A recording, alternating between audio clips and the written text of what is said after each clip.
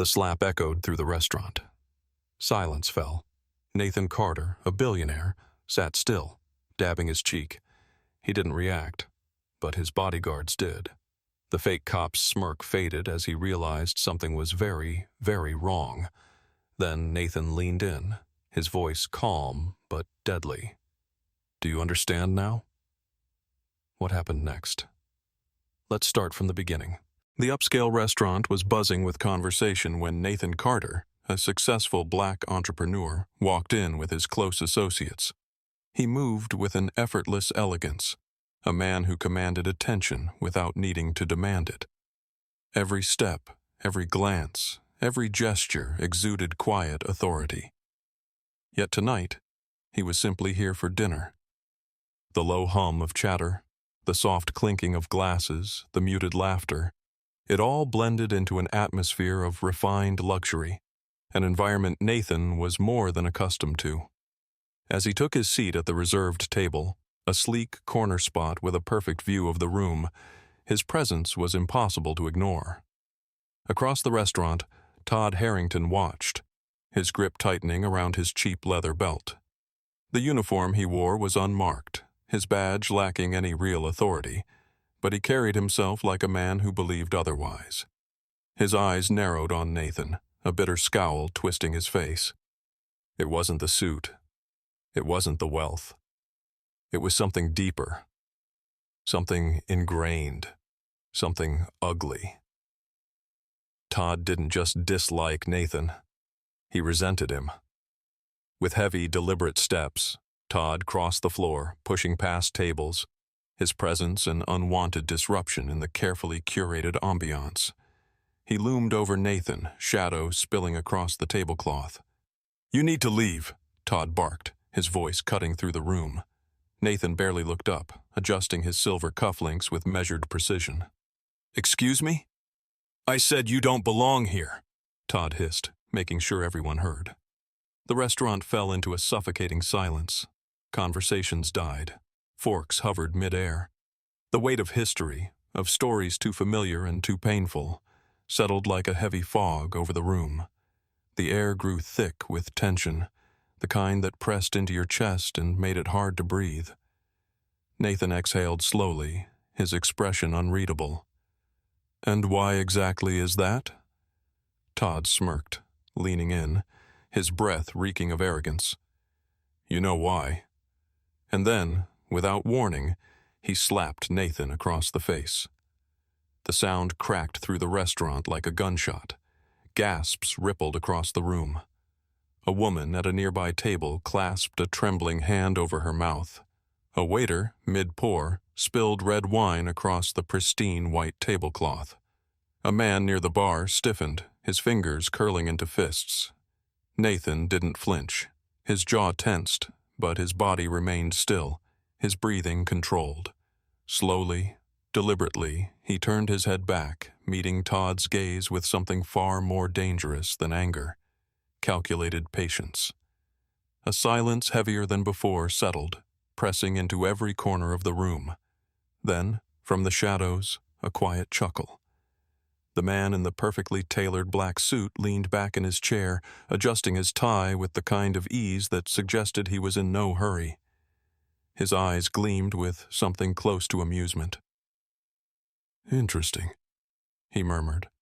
And just like that, the energy in the room shifted. Todd had no idea what he had just done.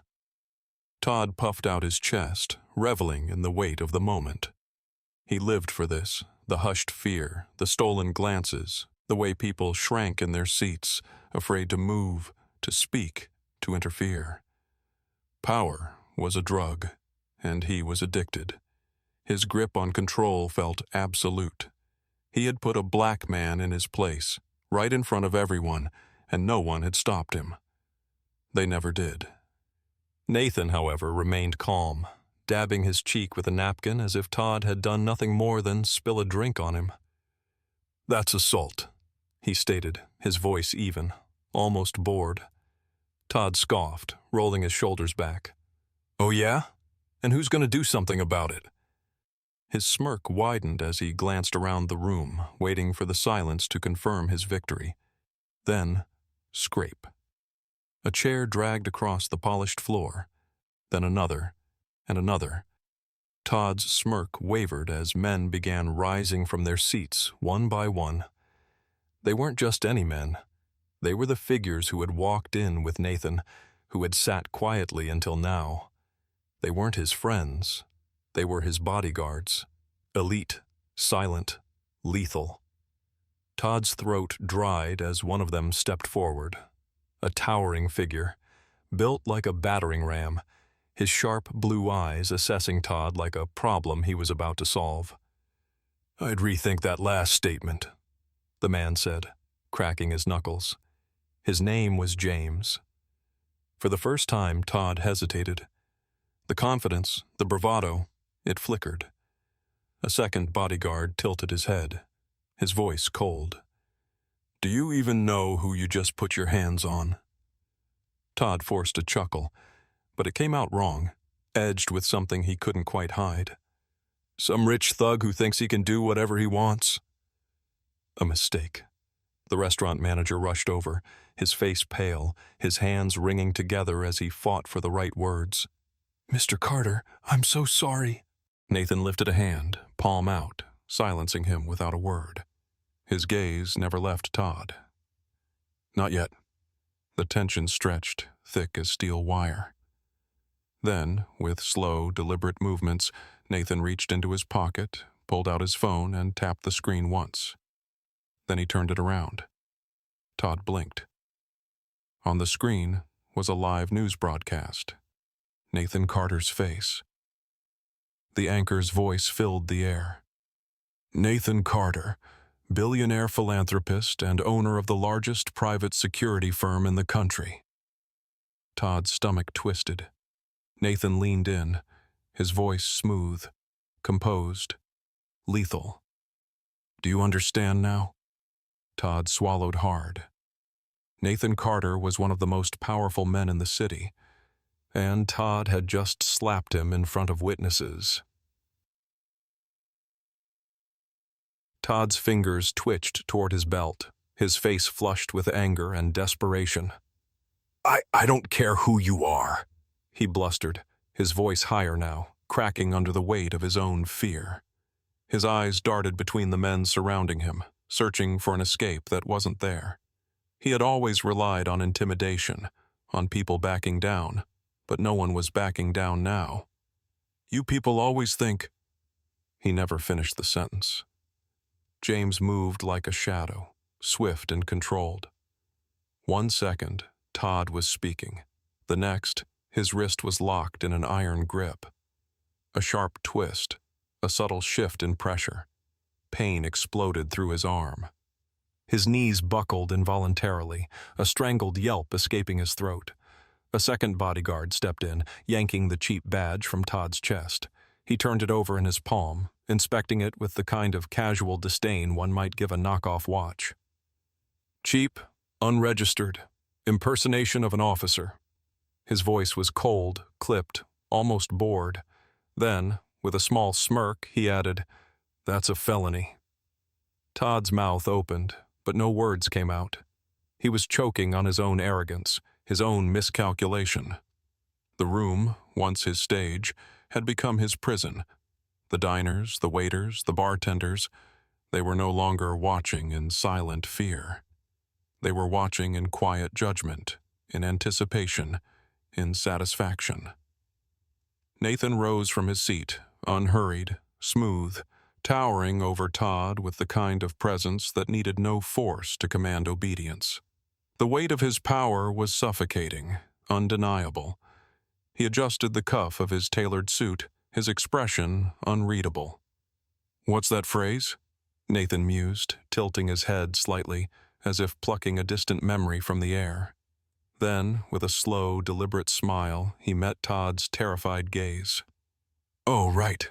He leaned in, his voice dropping to a whisper, letting Todd feel every syllable against his skin. "You have the right to remain silent." Todd's breath hitched. His face drained of color. He opened his mouth again, but whatever words he had left tangled in his throat, lost. Nathan smiled, slow, knowing, dangerous. "But you won't." And before Todd could even beg, his arms were yanked behind his back, his shoulders twisted in a painful lock. The doors burst open. The real police, alerted by a single call, stormed in. Todd had spent his life pretending to be the law. Now the law had finally come for him. The cameras were already rolling. People filmed on their phones. The moment Todd was dragged out in cuffs, the headlines practically wrote themselves. Fake cop arrested after assaulting black business mogul. The restaurant erupted in applause. Strangers clapped Nathan on the back. Justice wasn't always swift, but tonight it came right on time. As Nathan sat back down, he picked up his glass of wine, swirling it slowly. One of his bodyguards raised a brow. "That could have gone a different way." Nathan smirked. "I knew it wouldn't." Because the game had changed. And men like Todd, they weren't just losing their power, they were being exposed.